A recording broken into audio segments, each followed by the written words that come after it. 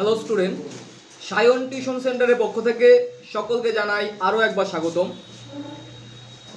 আমি আজকে প্রথম সেমিস্টারের এডুকেশন তার একটি গুরুত্বপূর্ণ প্রশ্ন আলোচনা করতে চলেছি এবং একটি গুরুত্বপূর্ণ টপিক, তা হলো একজন আদর্শ শিক্ষকের কী কী গুণাবলী থাকা উচিত। What is the quality of a good teacher. আমরা জানি যে আধুনিক শিক্ষা শিক্ষার্থী কেন্দ্রিক হলেও শিক্ষক ছাড়া তা কখনো পূর্ণ হতে পারে না। শিক্ষক হচ্ছে মানব জাতির ভবিষ্যৎ রূপকার। তাই একজন শিক্ষকের যে যে গুণাবলীগুলি থাকা প্রয়োজন, তার যে কোয়ালিটিগুলো থাকা প্রয়োজন, তা নিয়ে আজকে আমরা আলোচনা করব। তো একজন শিক্ষকের যে গুণাবলীগুলি থাকা প্রয়োজন, তার মধ্যে উল্লেখযোগ্য দিকগুলি হলো: এক, চরিত্রবান। একজন শিক্ষককে অবশ্যই হতে হবে চরিত্রবান। তিনি তার দায়িত্ব, তার কথা, সমস্ত কিছু প্রকাশ পাবে তার চরিত্রে। দ্বিতীয়, দায়িত্বশীল। একজন শিক্ষককে অবশ্যই দায়িত্বশীল হতে হবে।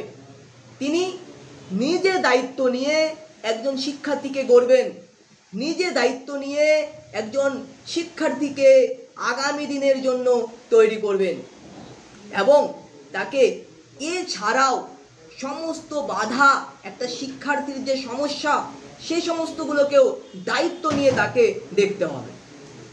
এছাড়াও একজন শিক্ষার্থীকে অবশ্যই হতে হবে ব্যক্তিত্ববান। কারণ ভালো পার্সোনালিটি ছাড়া, গুড পার্সোনালিটি ছাড়া একজন শিক্ষক কখনোই তার শিক্ষকতা করতে পারেন না। কারণ এই শিক্ষকতা পেশা সম্পূর্ণ আলাদা, সকল পেশার সেরা। তাই একজন শিক্ষককে অবশ্যই হতে হবে ব্যক্তিত্ববান। পেশার প্রতি ভালোবাসা। আমরা যেই কাজই করি না কেন, আমাদের সেই পেশাটাকে ভালোবাসতে হবে। অনুরূপভাবে অবশ্যই একজন শিক্ষক তার পেশাকে ভালোবাসবে, সে শিক্ষার্থীকে পড়াবে এবং সেই শিক্ষণ পদ্ধতিটাকে সে ভালোবেসে করবে।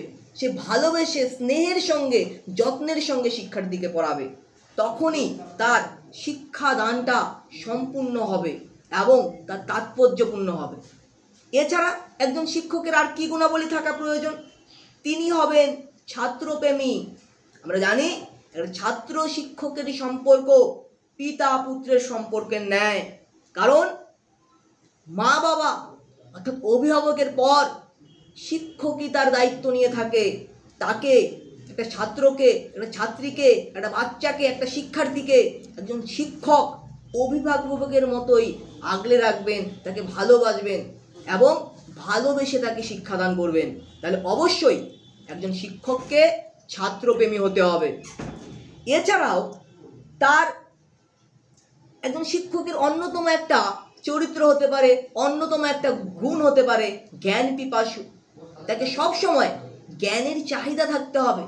কারণ তিনি যতটা জ্ঞান নিতে পারবেন, তার মধ্যে যতটা জ্ঞান ধারণ করতে পারবেন, তার সেই অংশ থেকেই শিক্ষার্থীকে পৌঁছে দিবে তার জ্ঞান। তাহলে আমরা বলতে পারি একজন শিক্ষকের গুণের মধ্যে অবশ্যই জ্ঞান পিপাসু থাকা প্রয়োজন। এছাড়াও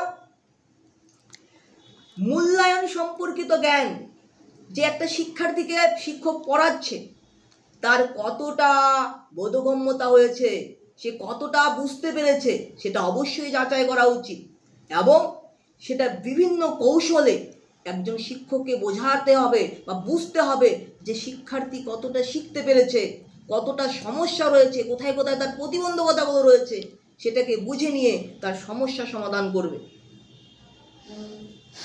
এছাড়াও একজন শিক্ষক হবে সমাজসেবী। এছাড়া শিক্ষককে নাগরিক দায়িত্ব নিতে হবে, সমাজের প্রতি তার দায়িত্ব থাকবে এবং একটা ভালো নেতৃত্ব দান করতে হবে, যাতে করে শিক্ষার্থীরা সঠিক পথে এগিয়ে যায়। তাহলে আমরা বলতে পারি যে একজন শিক্ষকের কি কি গুণ থাকা প্রয়োজন?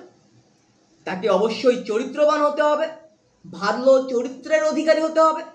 দ্বিতীয়, তাকে ভালো ব্যক্তিত্বের অধিকারী হতে হবে, ভালো চরিত্রের অধিকারী হতে হবে, ভালো ব্যক্তিত্বের অধিকারী হতে হবে এবং সুস্বাস্থ্যের অধিকারী হতে হবে। অবশ্যই তার মানসিক স্বাস্থ্য, দৈহিক স্বাস্থ্য সব দিক থেকে তাকে কি হতে হবে? সুস্বাস্থ্য হতে হবে। এছাড়াও তাকে হতে হবে ধৈর্যশীল। একজন শিক্ষক সে কখনোই ধৈর্য হারাতে পারবে না, কারণ তার প্রধান বৈশিষ্ট্যই হবে ধৈর্যশীল। তাকে ধৈর্য ধরে শিক্ষার্থীকে শিক্ষা পৌঁছে দিতে হবে। তাহলে একজন শিক্ষকের একটা গুণ হতে পারে, তাকে অবশ্যই ধৈর্যশীল হতে হবে, সুবিবেচক হতে হবে। সে যে বিচার বিশ্লেষণ করবে তাকে সুবিচারকের মতো বিচার করতে হবে, ন্যায় বিচার করতে হবে। এছাড়াও তাকে ছাত্রপ্রেমী হতে হবে, পেশার প্রতি ভালোবাসা থাকতে হবে এবং সহপাঠক্রমিক কার্যাবলী এগুলো একজন শিক্ষককে পরিচালনা করতে হবে। এই সমস্ত গুণাবলীগুলি যদি একজন শিক্ষকের মধ্যে থাকে তবেই তাকে আমরা আদর্শ শিক্ষক বলতে পারবো। Thank you.